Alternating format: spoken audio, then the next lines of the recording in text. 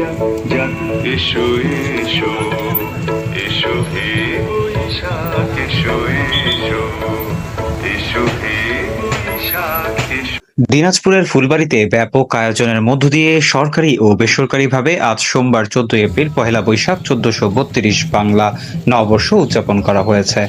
ফুলবাড়ী প্রতিনিধি আমিনুল ইসলামের পাঠানো তথ্য ও চিত্রে বিস্তারিত।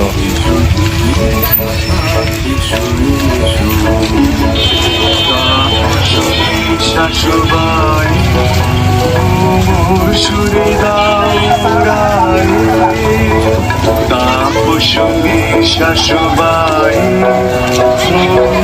সুরে গাও রায় বাঁশুরির আবর্জনা দূর হয়ে যাক যাক যাক।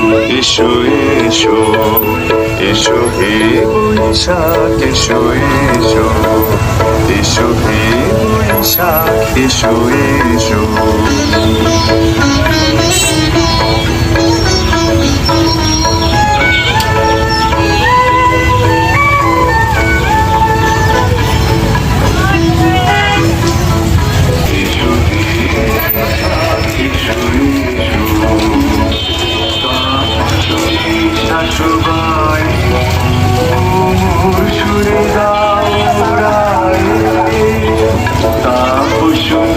শাশুবাই মোর সুরে গাও রায় বাঁশুরির আবর্জনা দূর হয়ে যাক যাক যাক।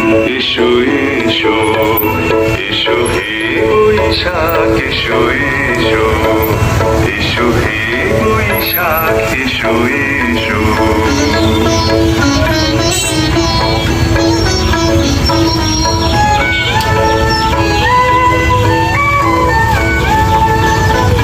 পহেলা বৈশাখ 1432 বাংলা নববর্ষ পালনের জন্য উপজেলা প্রশাসনের উদ্যোগে সকাল 9টায় এক বর্ণাঢ্য শোভাযাত্রা ও পৌর শহরে বের করা হয়েছে।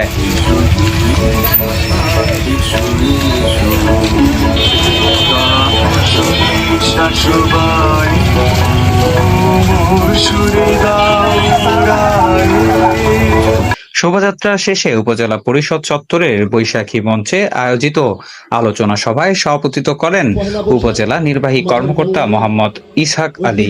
এতে বক্তব্য রাখেন উপজেলার সহকারী কমিশনার ও পৌর প্রশাসক মোহাম্মদ জাফর আরিফ চৌধুরী, ভারপ্রাপ্ত উপজেলা কৃষি কর্মকর্তা মোহাম্মদ শাহানুর রহমান, থানার officer in charge AKM Khandakar Mohibul,